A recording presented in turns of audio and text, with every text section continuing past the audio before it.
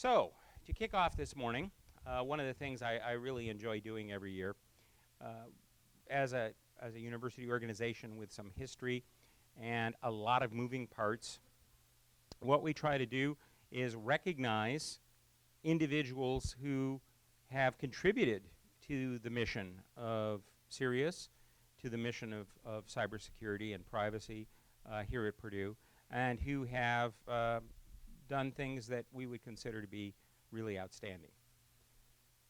The first award that we give every year, we call the Pillar of CERIAS Award, and this is given to an individual who over a period of years has provided outstanding support for our mission in one way or another. So sometimes this has gone to our corporate partners, sometimes this has gone to faculty, sometimes this has gone to our staff, but these are individuals who over a period of years have continued to support what we do, sometimes without recognition. And this is a way for us to publicly thank them and acknowledge what they've done. This year's award goes to someone who joined us about a decade ago and has worked tirelessly to help advance the cause of not only the education aspects of the center, but also the outreach and the teaching, and has pretty much always been there whenever we've called and said, we need somebody, can you rearrange your schedule? And the answer is almost always yes. And that's an accomplishment when you are a faculty member running lots of projects and students, and during the last few years has also been running the Cyber Center at Discovery Park, an incredible number of achievements in one of the most highly cited faculty members we have in computer science or in security in general here at the university. We have been so fortunate and continue to be so fortunate to have Elisa Bertino as a colleague and this year's Pillar of CERIAS.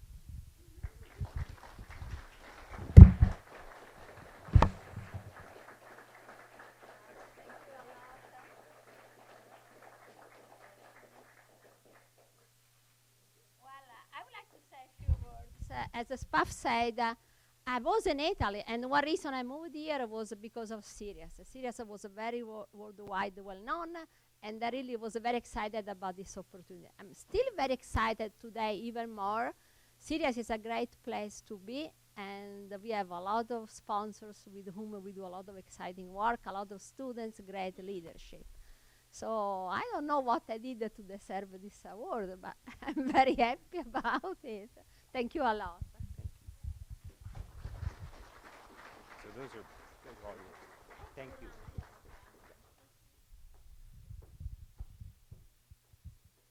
A second award that we give every year is called the Diamond Award, and this goes to a student who has graduated will graduate by the end of the summer session,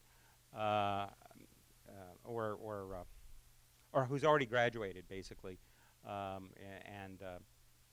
We recognize this person as someone who has overcome various kinds of difficulties to succeed in an outstanding manner in studies here at CERIAS.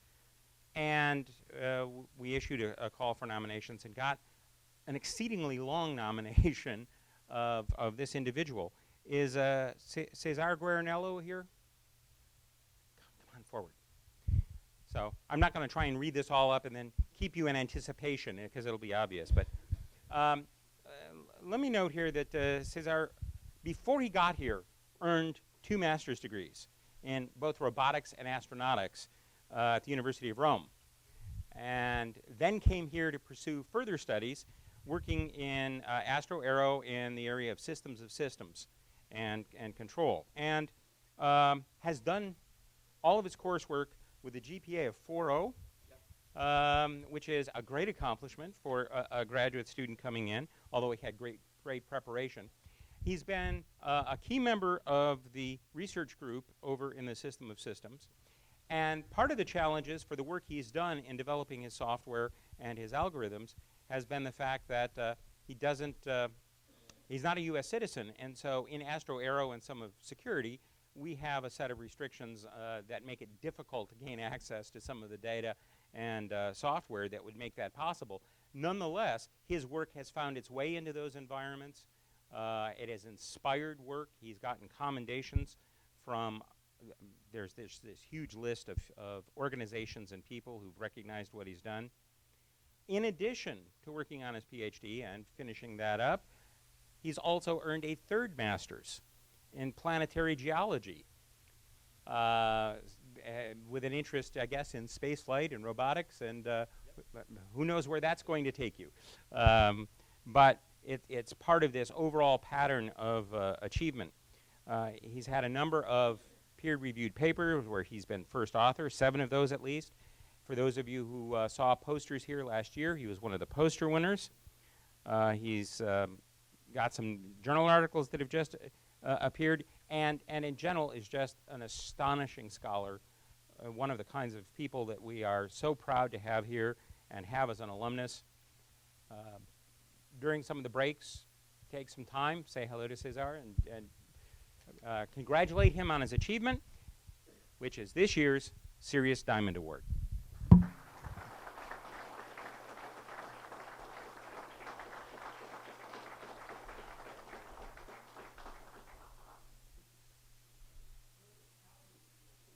That's a lot of Italy here.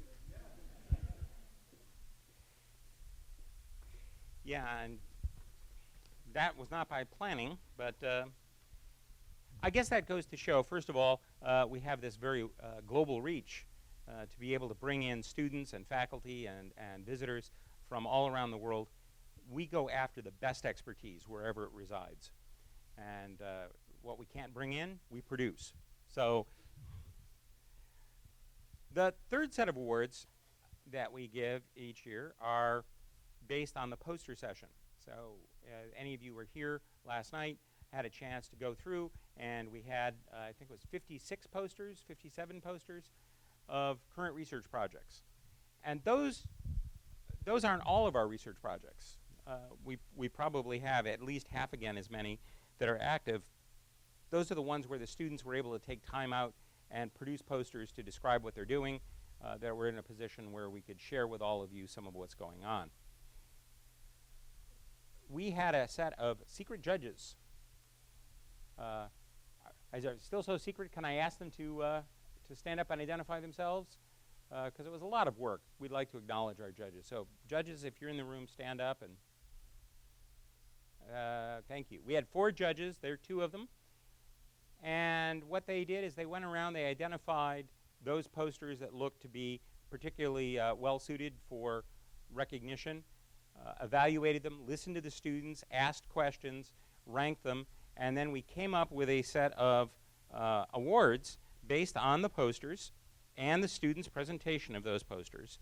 And what we do is we present those students with a certificate, and there will be a small cash prize that's provided by our partners. The certificate I'll give today is a placeholder. We'll have the actual one to give out probably next week. Let me also preface this by saying the fact that I am also a faculty advisor to some students means my name or my students may have come up, but I didn't have anything to do with the judging. Honest. Joel coordinated it all, and well, you may have your questions about Joel, but that's a whole different issue. So third place, advised by Professor Sorabagshi and myself, Christopher Gutierrez. Chris, are you here? Okay. So Chris got third place, and that was for the deceptive memory systems, countering anti-forensics with deception. And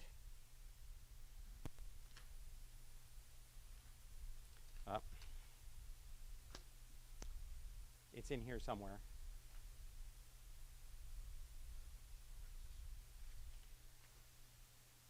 Oh, there it is. Second place, advised by Hemanta Maji and Ninghui Li, is Huangyi Ji, Tianho Wang, and Omar Chaudhuri. are you here? This is for the poster, Symbol-Based Visual Cryptographic Authentication Mechanisms, Attacks, and New Constructions. Any of those students here? It's before noon, and graduate students, yes. And some of us faculty. Thank heavens for strong coffee. Okay, and the first place poster award, advised by Mike Atala and myself, with participation of Jeff Avery, Christopher Gutierrez, and Muhammad Al-Masheka, ersatz passwords, ending password cracking. Is Jeff here? Or, and we know Chris isn't here. If you see those individuals, you can wish them a congratulations. We'll have their posters as well as all the others available online. You'll be able to see those shortly, along with some of the videos of the talks, and that will help tide you over until next year's Security Symposium.